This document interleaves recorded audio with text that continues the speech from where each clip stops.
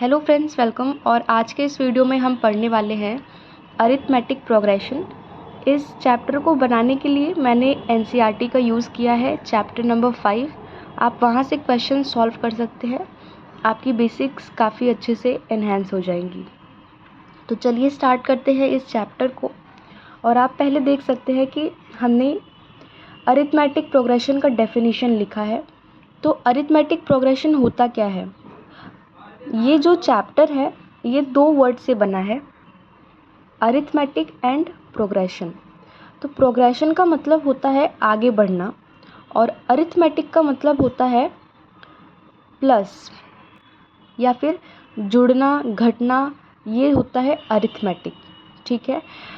तो ये हमारा अगर कोई लिस्ट ऑफ नंबर है या कोई सीरीज़ है, वो आगे बढ़ रही है या घट रही है किसी एक पर्टिकुलर पैटर्न में, तो उसे हम अरिथमेटिक प्रोग्रेशन कहेंगे।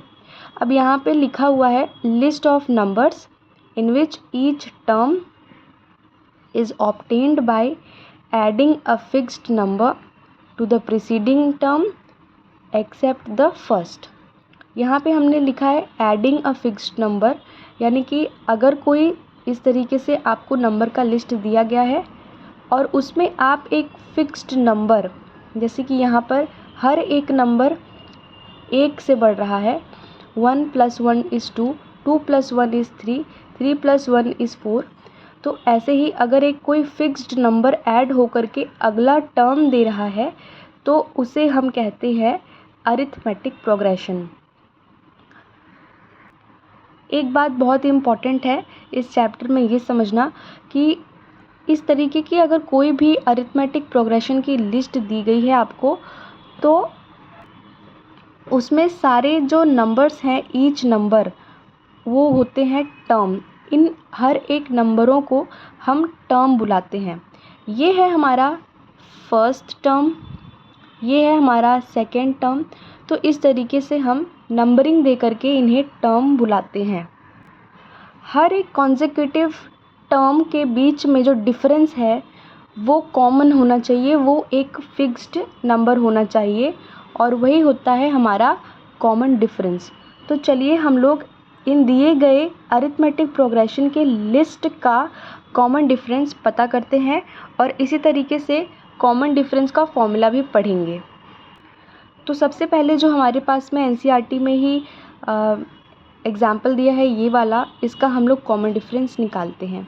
तो यहाँ पर हम देख सकते हैं हमारा जो टर्म फर्स्ट है वो है 1, जो सेकंड टर्म है वो है 2।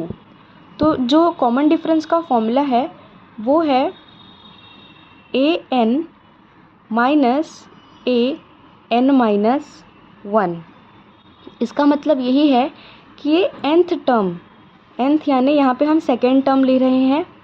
चलिए सेकेंड नहीं ले, क्योंकि यहाँ पे फर्स्ट टर्म के बारे में कुछ ज़्यादा डिटेल में नहीं आप समझ पा रहे हैं। हम लोग यहाँ पे थर्ड टर्म लेते हैं। ठीक है। तो यहाँ पे a3 लेंगे हम, माइनस an - 1 यानी 3 - 1, तो second term. Third term minus second term, 3 - 2, तो डिफरेंस कितना आ रहा है? 1 आ रहा है। इसलिए यहाँ पर जो कॉमन डिफरेंस है ये है 1। कॉमन डिफरेंस को हम D से डिनोट करते हैं। सिमिलरली हम ये वाले सीरीज़ का कॉमन डिफरेंस निकालेंगे। यहाँ पर आप देख सकते हैं टर्म फर्स्ट, यानी कि फर्स्ट टर्म है 100। हमेशा हम फर्स्ट टर्म को A से डिनोट करते हैं और लास्ट टर्म को हम L से डिनोट करते हैं। ये बात आप ध्यान रखिएगा अरिथमेटिक प्रोग्रेशन में। दूसरी जो चीज़ है वो है इसकी कॉमन डिफरेंस। अब हम वापस से यहाँ पर चलिए फोर्थ टर्म ले लेते हैं, यानी कि A4 - A3। ठीक है, मैं यहाँ पे ये सेकंड सीरीज़ के लिए कर रही हूँ, इसलिए यहाँ पे मैंने 2 लिख दिया है। तो ये है हमारा फोर्थ टर्म, 10 - 40 = -30। अब आप सोच रहे होंगे यहाँ पर हमारे पास में नेगेटिव नंबर आया है, तो क्या नेगेटिव नंबर कॉमन डिफरेंस हो सकता है? बिल्कुल हो सकता है। नेगेटिव नंबर हमारा कॉमन डिफरेंस हो सकता है, ज़ीरो हो सकता है और पॉजिटिव नंबर भी हमारा कॉमन डिफरेंस होना चाहिए। लेकिन कंडीशन क्या है, वो फिक्स्ड होना चाहिए। वही नंबर सारे प्रीसीडिंग नंबर से हमारा गैप होना चाहिए। इसीलिए हमारे एनसीईआरटी में एक एग्जाम्पल दिया है 3 3 3, ऐसे आप जाते रहेंगे तो यहाँ पे जो कॉमन डिफरेंस निकल के आएगा हर टर्म के बीच में, वो आप सिंपली देख पा रहे हैं कि जो कॉमन डिफरेंस आएगा वो है ज़ीरो। तो इस तरीके से हमने देख लिया ज़ीरो वाला कॉमन डिफरेंस, पॉजिटिव नंबर और नेगेटिव नंबर। तो तीनों ही प्रकार के नंबर आपके कॉमन डिफरेंस हो सकते हैं। आपने अरिथमेटिक प्रोग्रेशन को अभी समझ लिया। अभी जो हमने पढ़ा वो एक्सरसाइज 5.1 के लिए पर्याप्त था।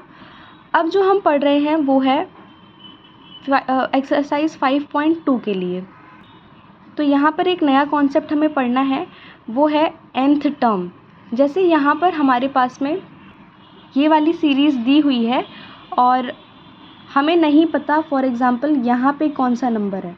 मान लीजिए यहाँ पे कोई नंबर था ही नहीं और हमें पूछा गया कि इस तरीके से एक सीरीज़ है, यहाँ पर x है, तो बताइए ये थर्ड टर्म क्या होगा।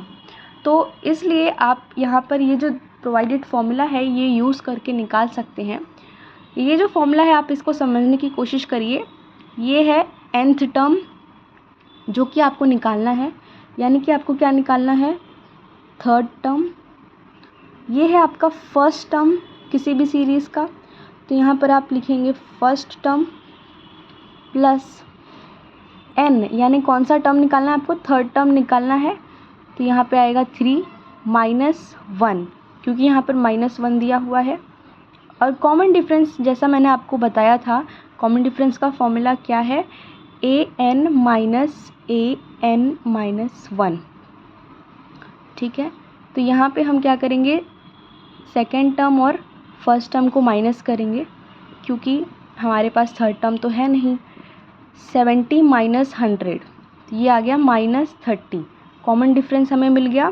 तो यहाँ पे क्या आएगा, सब्स्टिट्यूट करेंगे कॉमन डिफरेंस, दैट इज़ 30। आप 30 यहाँ पर मत सब्स्टिट्यूट करिएगा क्योंकि हमारा कॉमन डिफरेंस देखिए -30 आया है, तो आप यहाँ पर -30 सब्स्टिट्यूट कर दीजिए। थोड़ा यहाँ पे मैंने कंजस्टेड वे में लिख दिया है, आप समझिएगा बात को। अब हम लिखेंगे 100 प्लस 2 माइनस 30, सॉल्व करिए आपको मिल जाएगा थर्ड टर्म। ठीक है, आ गया हमारा थर्ड टर्म, ये है हमारा थर्ड टर्म। और आप देख पा रहे हैं यहाँ पे भी 40 था। तो अब आप समझ चुके होंगे कि किस तरीके से हमें कोई भी नंबर पे टर्म निकालना है अगर अरिथमेटिक प्रोग्रेशन में, तो वो किस तरीके से निकलता है। ठीक है, अब जो हमको अगला कॉन्सेप्ट पढ़ना है वो है सम ऑफ अरिथमेटिक प्रोग्रेशन। तो मैं आपको एक बात बताना चाहती हूँ कि दो तरीके के अरिथमेटिक प्रोग्रेशन होते हैं। पहला होता है फाइनाइट, दूसरा होता है इनफाइनाइट। जैसा कि आप नाम से ही समझ सकते हैं, फाइनाइट सीरीज़ का मतलब होता है जो limited number of terms include करता है और ये जो इन्फिनिटी तक प्रोग्रेस होते ही रहता है उस फिक्स्ड कॉमन डिफरेंस के साथ में। तो अगर आपको सम निकालना है किसी भी अरिथमेटिक प्रोग्रेशन का, तो ज़रूरी है कि वो फाइनाइट हो, क्योंकि इनफाइनाइट सीरीज़ का सम हमारे लिए प्रॉब्लम हो जाएगा, क्योंकि हमारे पास यहाँ पे लास्ट टर्म नहीं होगा। और सम निकालने के लिए हमें लास्ट टर्म या कितने टर्म्स हैं उसकी आवश्यकता पड़ती है। समझते हैं फॉर्मूला के माध्यम से, आप अच्छे से अंडरस्टैंड कर पाएंगे। यहाँ पर आप देख सकते हैं फॉर्मूला। अब इस फॉर्मूला को जब हम अप्लाई करेंगे तब आप अच्छे से समझेंगे कैसे निकलता है सम ऑफ AP। आपके बेटर अंडरस्टैंडिंग के लिए मैंने फिर से वही वाला सीरीज़ ले लिया है जो हमने स्टार्टिंग में यूज़ किया था, क्योंकि आप अच्छे से समझ पाएंगे। सीरीज़ सेम है लेकिन आप इसे कोई भी अरिथमेटिक प्रोग्रेशन पे अप्लाई करेंगे तो आपको सही आंसर मिलेगा। यहाँ पे हमने क्या पढ़ा था, ये है A यानी फर्स्ट टर्म। इन दोनों का जो डिफरेंस है यानी कि कंसेक्यूटिव टर्म्स का जो डिफरेंस है वो कॉमन है और वो हमने क्या निकाला था, -30। इस सीरीज़ में कितने नंबर्स हैं यानी कितने टर्म्स हैं, 1 2 3 4, तो हमारा n क्या आ गया, 4। ठीक है, अब हमारे पास में रिक्वायर्ड सारी चीज़ें हैं जो कि हमें सम निकालने के लिए चाहिए। यहाँ पर आप देखिए सम ऑफ दिस AP, इसमें कितने टर्म्स हैं, 4। It is equal to n/2 यानी 4/, यहाँ पे फॉर्मूला भी देखते रहिए आप, 4/2 और 2a क्या है, 100 प्लस n-1 यानी कितने टर्म्स हैं, 4 - 1 d, कॉमन डिफरेंस क्या है, -30। साइन के साथ लिखिए आप, क्योंकि हमारे जो डिफरेंस है, कॉमन डिफरेंस, वो नेगेटिव भी हो सकता है, पॉजिटिव भी हो सकता है, ज़ीरो भी हो सकता है। तो यहाँ पर हम लिख देंगे -30। अब हम सॉल्व करेंगे इसे अच्छे से। यहाँ पे आ जाएगा 2, यहाँ पे 200 प्लस 3 इंटू -30 यानी कि ये हो जाएगा -90। ठीक है, तो ये आ गया हमारा 2 इंटू 200 में से 90 निकालेंगे तो कैसे कितना आएगा। देखिए इसको निकालने का एक सेम तरीका है, आप इसे 100 मान लीजिए, तो 200 में से आप 100 निकालेंगे तो आपका आंसर आएगा 100 आएगा आपका आंसर। लेकिन आपने इसमें 10 ऐड किया था तो आप यहाँ पे भी 10 ऐड कर दीजिए तो आपका आंसर आ जाएगा 110। इस तरीके से आप सब्ट्रैक्शन परफॉर्म कर सकते हैं। यहाँ पे तो इजी था, लेकिन अगर कॉम्प्लिकेटेड नंबर होता तो आप ये तरीका जो मैंने बताया उसे अच्छे से यूज़ कर सकते हैं। यहाँ पे आ जाएगा आपका 220। तो ये आ गया हमारी अरिथमेटिक प्रोग्रेशन का सम। ये फॉर्मूला आपको तब यूज़ करना है जब आपके पास नंबर ऑफ़ टर्म्स दिया गया है। लेकिन हमारे NCERT में एक और फॉर्मूला दिया गया है सम निकालने के लिए, वो मैं अभी आपको दिखाती हूँ किस तरीके से आप निकाल सकते हैं। लेकिन इसमें जो डिफरेंस है वो ये है कि आपको लास्ट टर्म पता होना चाहिए।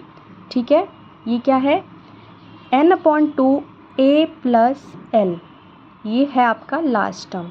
अब जो मेरे पास यहाँ पे सीरीज़ है अरिथमेटिक प्रोग्रेशन की, इसमें मुझे मेरा लास्ट टर्म पता है, इसलिए मैं यहाँ पे ये वाला फॉर्मूला यूज़ करूँगी, क्योंकि ये और भी इजी फॉर्मूला है। तो यहाँ पे जल्दी से हम सारी चीज़ों को अप्लाई करते हैं। n/2 यानी कि 4/2, फर्स्ट टर्म आपको पता ही है, फर्स्ट टर्म क्या है, 100, लास्ट टर्म 10। क्या सेम आंसर आता है, अब हम देखते हैं। फर्स्ट टर्म है 100, लास्ट टर्म है 10, क्या होगा हमारा आंसर, 2 इंटू 110, कट गया ना ये वाला, तो हमारे पास में आंसर आया 220। तो दोनों ही फॉर्मूला से हमारे पास में सेम आंसर आया है। तो इस तरीके से हमने पूरा अरिथमेटिक प्रोग्रेशन का जितना भी इम्पॉर्टेंट फॉर्मूला था वो हमने पढ़ लिया है। यहाँ पर आपके अंडरस्टैंडिंग के लिए मैंने समरी फॉर्मेट में सारे फॉर्मूलाज़ को एक साथ में लिख दिया है। आप देख सकते हैं यहाँ पे पहले टर्म के बारे में हमने बता दिया कि वो a होता है, a से डिनोट होता है, d हमारा कॉमन डिफरेंस होता है और ये है उसका फॉर्मूला। ये है हमारे nth टर्म निकालने का फॉर्मूला और ये है सम ऑफ AP निकालने का फॉर्मूला। तो इस तरीके से हमने कंप्लीट कर लिया है पूरे अरिथमेटिक प्रोग्रेशन के चैप्टर को। और अगर आपको NCERT के सम्स सॉल्व करके चाहिए तो आप मुझे कमेंट के माध्यम से ज़रूर बताइए, मैं उसका भी वीडियो आपके लिए बना दूंगी और प्लेलिस्ट में अपडेट कर दूंगी। Thank you very much for watching this video और आपके एग्ज़ाम्स के लिए ऑल द बेस्ट।